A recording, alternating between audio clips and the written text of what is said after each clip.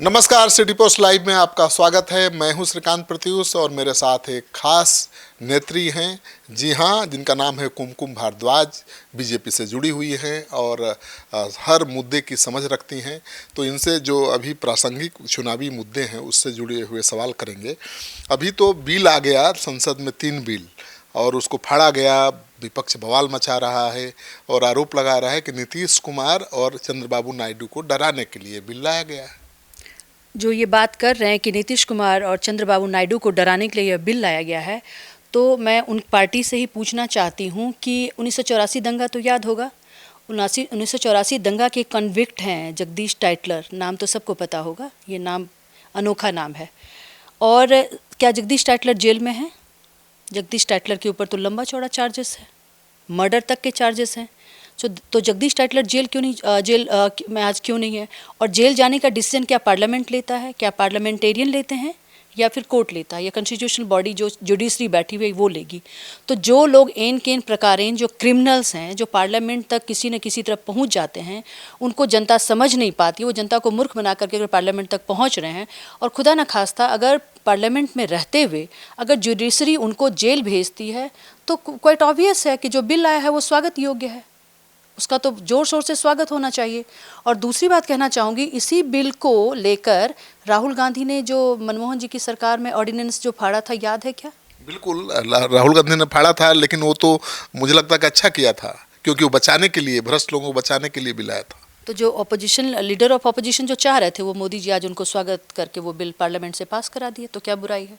देशवासी इसका स्वागत कर रहे हैं। लीडर ऑफ ऑपोजिशन जो चाहते थे वो हो गया, तो और चाहिए क्या? Leader of opposition means he is leader of every party in opposition and the other party, other दूसरे साइड जो बैठे हुए हैं वो सरकार में बैठे हुए लोग हैं। तो सरकार और विपक्ष एक मत पे, तो हो हल्ला तो ऐसे ही करने वाले लोग हैं जो क्रिमिनल्स हैं, वो इस तरीके की चीज़ों को उठा रहे हैं जिनको पता है। वो कह रहे हैं कि नीतीश कुमार और चंद्रबाबू नायडू पर दबाव बनाने के लिए, उनको रोकने के लिए कि महागठबंधन की तरफ न भाग जाए, इंडिया का साथ न छोड़ दें, ये बिल लाया गया है उनको डराने के लिए। अब उनको कुछ समझ में नहीं आ रहा है। तो ये दो जो मेन लोग हैं जिनको कि अभी एनडीए को समर्थन मिला हुआ है, दोनों अत्यंत बुद्धिजीवी हैं। अत्यंत, मैं कह रही हूँ, वर्ड यूज़ कर रही हूँ। He they are exclusive intellectual person, both of them, Naidu as well as this Nitish Kumar जी।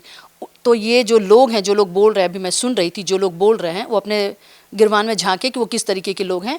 इन दो लोग क्यों समर्थन कर रहे हैं भाजपा का, एनडीए के साथ क्यों बने हुए हैं, उन दोनों को पता है। ये इनके कहते नहीं कि गले का फांस बन जाएगा ये बिल ऑपोजिशन का। और ऑपोजिशन में जो बैठे हुए लोग हैं उनको सबको पता है कि बिहार में जो लोग बैठे हुए हैं, या फिर जो दिल्ली में जो ऑपोजिशन में बैठे हुए लोग हैं, like many of them are with criminal charges. तो उनको अगर मतलब कि सरकार की तरफ से अगर ये बिल ला करके उनको अगर जुडिशरी उनको अगर निष्कासित करती है पार्लियामेंट से, तो हम सभी के लिए ये अत्यंत ही हार्दिक सुखद विषय है। सबसे बड़ा फांस गले का तो बनेगा तेजस्वी यादव का। तो इसीलिए तो तेजस्वी यादव जोर जोर से चिल्ला रहे हैं, चोर की दाढ़ी में तिनका। तो तेजस्वी यादव को रोकने के लिए बिल नहीं ना लाया गया है। नहीं, तेजस्वी यादव हो या जो भी हो, तेजस्वी यादव अगर बड़ा क्राइम किया है तो तेजस्वी यादव जाएंगे। जो भी क्राइम किया है, ये बिल जो है ये सीधे सीधे बिल है कि क्रिमिनल्स माइंड के जो लोग हैं या क्रिमिनल जो लोग हैं जो पार्लियामेंट तक पहुंच रहे हैं, और उस बीच में अगर जुडिशरी उनको कन्विक्ट कर देती है तो डेफिनेटली वो आउट होंगे। अब अरविंद के क्राइम तो हर तरह का होता है ना, आर्थिक अपराध होता है, हत्या, बलात्कार, सब होता है। तेजस्वी यादव पर तो आर्थिक अपराध के मामले पहले से चल रहे हैं, आपको पता है, तो डर स्वाभाविक है। तो वो तो मैं भी वही बात कह रही हूँ कि डर तो स्वाभाविक है। डर तो टारगेट करके नहीं ना ला रही हैं आप लोग। देखिए, कोई किसी को टारगेट करके नहीं लाता है। जो भी लोक हित में है, तंत्र उस तरीके का काम करेगा, और वो काम हो रहा है। मोदी सरकार में वो काम बेहतरीन तरीके से हो रहा है। और इन लोगों को जो डर है कि ये लोग ये, और मुझे समझ में नहीं आता किस बात का डर है। अगर तेजस्वी अगर हट भी गए तो क्या आरजेडी में कोई अच्छे लोग नहीं है क्या? या माई बाप की जो पार्टी उन्होंने बताया था कि माँ और बाप की पार्टी है, उसके दो के अलावा कोई उस पार्टी में रह ही नहीं सकता। तो दोनों अगर कन्विक्ट होते हैं तो अच्छी बात है कि अच्छे लोग उस पार्टी से आएंगे। ये तो सुखद विषय है, ये तो हर्ष का विषय है, सबों को खुश होना चाहिए। उनके जो पार्टी के जो सो कॉल्ड लीडर्स हैं, सो कॉल्ड माफ़ कीजिएगा, वर्ड ये सही नहीं हुआ, मुझसे बोला गया, इनफैक्ट जो भी लीडर्स हैं जो अच्छे हैं उसमें से उन लोगों को अपॉर्चुनिटी मिलेगा। राहुल गांधी अभी वोटर बचाओ यात्रा कर रहे हैं, बहुत भीड़ जुट रही है यात्रा में, क्या इम्पैक्ट होगा? भीड़ कहाँ नहीं जुटती है, यही लालू यादव कहा करते थे कि बीच में भालू भी नाचने के लिए आ जाता है अगर नचाने वाला, तो भी लोग यहाँ पे जुट जाते हैं। ये बिहार है, यहाँ पे घर से लोग निकल करके देखने को जुट जाते हैं। तो भीड़ उसी तरीके की है। हरा मुरेठा आपको हर जगह पे दिख रहा है। अभी उन्होंने एक पुलिस को, अपने पहिए के नीचे पुलिस को दबा दिया। तो ये अच्छा, दूसरी बात है कि वोटर की जो चीज़ की जा रही है, SIR का जो ये विरोध कर रहे हैं, ये पार्टी ना तो संविधान को मानती है, ये पार्टी ना तो कॉन्स्टिट्यूशन को मानती है, ये पार्टी ना तो लोकहित की जो बात है उसको मानती है। ये पार्टी सिर्फ मानती है कि डायनेस्टी, कि we are meant to rule the country, no one else. नीचे का कोई जमीन का आदमी कैसे आकर के और देश को रूल कर लेगा, ये तो हमारे लिए बना हुआ था। तो कई बार मेरे मन में ख्याल आता है कि राहुल गांधी से ये पूछा जाए, मन होता है कि एक PIL फाइल करूं कि जिस समय पे देश आज़ाद हुआ था, जो हमारे प्रधानमंत्री जो बने थे, जो नेहरू थे, उस समय पे कॉन्स्टिट्यूशन, UK से तो उन्होंने मेजॉरिटी ब्रिटेन का संविधान में एकोमोडेट किया था, तो वहीं का जो कॉन्स्टिट्यूशनल मोनार्क था उसको वो ले आते ना, कितना बढ़िया होता। गद्दी पे दिन रात बैठे रहते जैसे ब्रिटेन में लोग बैठे हुए हैं, उस तरीके। फिर कॉमनवेल्थ ले आते, कॉमनवेल्थ में हर स्टेट से पैसा लेते, अपना देश को चलाते रहते। तो चूक तो उनसे हो गई, लेकिन अपनी ही चूक नहीं, उन्होंने देश का भी बेड़ा गर्क किया। नेहरू के प्रधानमंत्री रहते हुए 17 बार कॉन्स्टिट्यूशनल अमेंडमेंट हुआ है, 22 से 25 बार के आसपास इंदिरा गांधी के टाइम पे कॉन्स्टिट्यूशनल अमेंडमेंट्स हुआ है। और किस किस तरीके का कॉन्स्टिट्यूशनल अमेंडमेंट, शेड्यूल 9 जो ऐड किया गया, पहला जो हमारा संविधान था, क्या उसमें कितने शेड्यूल्स थे? 8 शेड्यूल थे। शेड्यूल 9 किसने ऐड किया था? नेहरू जी ने ऐड किया। नेहरू जी के टेन्योर में सबसे पहला जो फर्स्ट अमेंडमेंट, कॉन्स्टिट्यूशनल अमेंडमेंट हुआ है, शेड्यूल 9 ऐड किया गया। शेड्यूल 9 क्या था?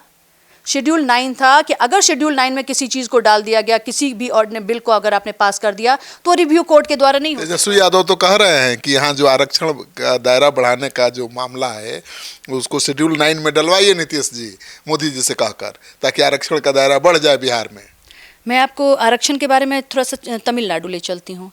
तमिलनाडु में मेडिकल का जब नीट का एग्जामिनेशन हुआ, लगभग 1250, लगभग मैं बता रही हूँ टेंटेटिव, 1250 लोगों की सीट थी। 1250 में से 36 जनरल क्लास का उसमें सिर्फ चयन हुआ था, बाकी सारे के सारे जो थे वो आरक्षण वाले लोग थे। तो आरक्षण का दायरा बढ़ाने का मतलब क्या है, तात्पर्य क्या है? क्वालिटी को मेंटेन करेंगे या नहीं करेंगे? ग्लोबल जिस समय पे चीज़ें, ग्लोबल लेवल पे चीज़ें चल रही हैं, वहाँ पे मार्केट में कहा जा रहा है कि बिहार और इंडिया के मार्केट में अच्छे लोग नहीं है जिनको एम्प्लॉयमेंट दिया जा सके। तो आखिर हम अपने देश को, राज्य को कहाँ ले जाना चाहते हैं? राज्य को मैं इसी तेजस्वी यादव को मैं पूछना चाहती हूँ कि अपने पिताजी का कार्यकाल याद कीजिए। 2000 ईस्वी में हमारे राज्य का जो ग्रोथ रेट था वो नेगेटिव में गया था। तो क्या हम नेगेटिव में ले जाएं? फरजंद अहमद की रिपोर्ट में उनको याद दिलाना चाहती हूँ कि फरजंद अहमद की रिपोर्ट में उसमें कहा गया था कि गाड़ियों को ठीक करने के लिए पैसा नहीं था, और एम्प्लॉयमेंट के तौर पे जहाँ पे 50 लोगों की जरूरत थी, वहाँ पे 5,000 लोग ट्रांसपोर्ट डिपार्टमेंट में बैठे हुए थे और उनको सैलरी दी जा रही थी। वेलफेयर के लिए डिपार्टमेंट नहीं था, डिपार्टमेंट था कि कुछ लोगों को, अपने जैसे अपने लोगों को सैलरी दे करके वो डिपार्टमेंट को चलाना चाह रहे थे। इनकी समझ जो है ना, नील बटा सन्नाटा होता है ना, शायद वो समझते होंगे। तो नील बटा सन्नाटा, इनकी कोई समझ नहीं है, तो कोई बिना समझ के राज्य तो नहीं चल सकता। अभी तो हम देख रहे हैं कि प्रशांत किशोर का ग्राफ बढ़ रहा है, सी वोटर का सर्वे आया है। नीतीश कुमार 18 पर टिके हुए थे लगातार, वो 15 पर आ गए। तेजस्वी यादव 41 तक पहुंच गए थे, मतलब 41% लोगों के पसंद थे, वो 31 पर आ गए। प्रशांत किशोर चौथा नंबर से होते होते दूसरे नंबर पर पहुंच गए, 22% लोगों के पसंद। जी, अभी देखिए सारा पत्ता नहीं खुला है, पत्ता खुलना भी बाकी है। सभी ने अपने पत्ता नहीं खोला है। अगर मैं अपना अभी पत्ता खोली नहीं हूँ तो आप कैसे कह देंगे? अभी तक जो चल रहा है चलने दीजिए, अभी तो इलेक्शन में समय है, चीज़ें तो दिन रात बदलती है। यही तो स्ट्रेटेजिस्ट कहा करते थे, प्रशांत जी स्ट्रेटेजी बनाते हैं ना लोगों के लिए, तो स्ट्रेटेजी तो दिन रात में बदलती है। रात में कुछ और है, सुबह कुछ और हो सकता है। तो ये होगा नहीं। ये मैं आपको डंके की चोट पे कह सकती हूँ कि सरकार जब भी बनेगी, आप लिख लीजिए, आज 20 तारीख का दिन है, लगभग 1:30 बज रहा है, सरकार जब भी बनेगी, सरकार एनडीए की बनने जा रही है, क्योंकि लोगों की पसंद एनडीए है।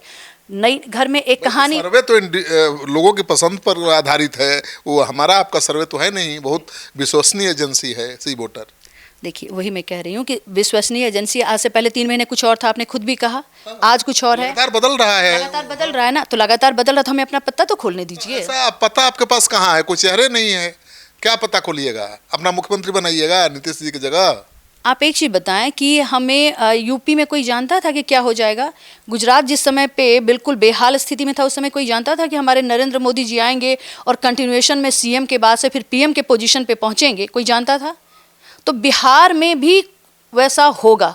बीजेपी क्या मुख्यमंत्री बनेगा? मैं इस बारे में, देखिए, मैं पार्टी के उस अथॉरिटी के साथ मैं बात नहीं कर सकती हूँ, लेकिन मैं इतना जरूर कह सकती हूँ कि मोदी के रहते हुए बिहार में बदलाव आएगा और बिहार को कहीं ना कहीं एक बेहतर, अभी भी मैं कह सकती हूँ, जैसे मैंने अभी आपको 2000 ईस्वी की बात बताई कि नेगेटिव में ग्रोथ रेट था, उसके बाद से एक पर्टिकुलर ट्रैक पे बिहार को लाया गया। सबसे ज़्यादा फंड अगर नरेंद्र मोदी जी ने किसी राज्य को दिया है तो पूरा आप डेटा उठा करके देख लीजिए, वो बिहार को दिया गया, बिहार को पटरी पर लाया गया है।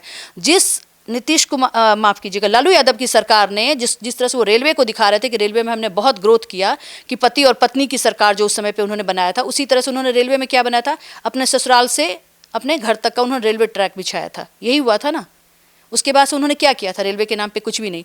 तो जो मोदी जी करेंगे, जो मोदी जी के लीडरशिप में जो बिहार में ग्रोथ होगा, एक कहावत है, मैं कहती हूँ आपको, घर में ना जब तक छोटी बहू जब आती है ना तो लोगों को बहुत अंदर से ये खुशी होती है कि छोटी बहू आएगी, कुछ करेगी।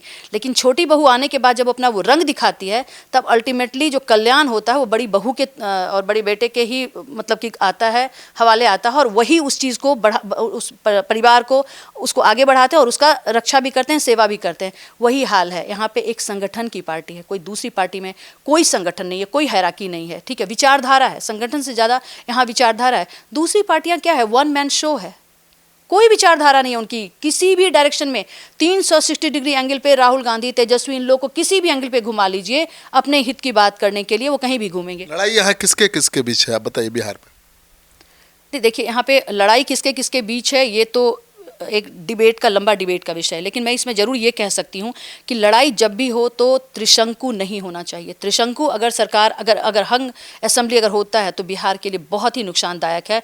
एक पार्टी जो है वो, दो पार्टी हो यहाँ पे, एक ऑपोजिशन को के लिए लोग उसको चुने और दूसरी पार्टी को सत्ता सौंपे। तीसरा फ्रंट तो बिल्कुल नहीं खुलना चाहिए। बातों में तो प्रशांत किशोर का डर दिख रहा है कि त्रिशंकु विधानसभा हो जाएगा।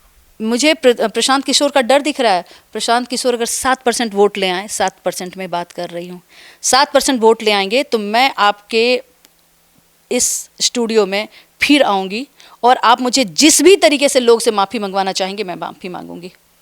चलिए, तो आप सुन रहे थे कुमकुम भारद्वाज जी को, ये दावा कर रही हैं कि एनडीए की सरकार बिहार में फिर से बनने जा रही है और प्रशांत किशोर अगर 7% भी वोट ला देते हैं तो पूरे बिहार के लोगों से इसी स्टूडियो में बैठकर बहन कुमकुम भारद्वाज माफ़ी मांगेंगी। आप इनकी बातों से कितना सहमत है?